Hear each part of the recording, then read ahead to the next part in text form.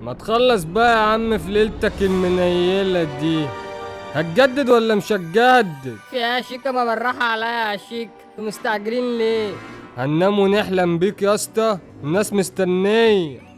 طب ما تسيبني يا شيكا، يعني حق اقعد لي يومين من نفسي اشوف الناس متلهفة عليا كده وبيتخانقوا عليا، ولا مشبهش؟ يا رب، يا رب صبرني. يا عم تشبه وما تشبهش ايه؟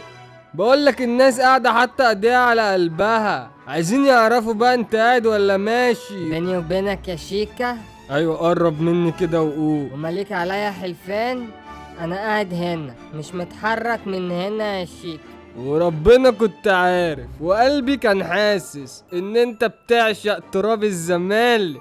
يعني قصدي ان انا قاعد في مصر، يعني مش هروح في حتة بعيد. يا عم ما تجننيش معاك، اوعى تكون رايح الاهل يا اسطى. طب وليه لأ؟ ماله الأهل؟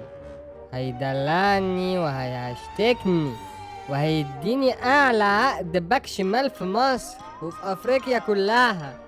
هجيب الحاجة كاش يا شيكا، بدل ما أنا بقسط كده وعليا كمبيالات هيسجنوني بيها. هو احنا انكتب علينا عشان زملكاوية نفضل فقرانين؟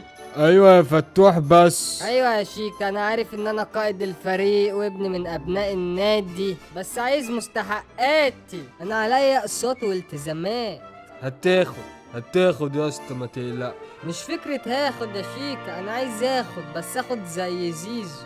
ياخد زي زيزو دي؟ انت مالك ومال زيزو يا عم؟ ما كل واحد ياخد على قد ال فاهمني انت؟ لا مش فاهمك يا شيكا، انا عايز اخد زي زيزو، يعني اخد زي زيزو. يعني مصر تاخد زي زيزو؟ اه. الدونجا ولا دونجا. لا يا شيكا، انا مش قصدي كده، مش قصدي اخد كده يا شيكا. تعالى ده انا هجيبهولك اهو. لا لا خلاص، انا قاعد يا شيكا، خلاص خلاص.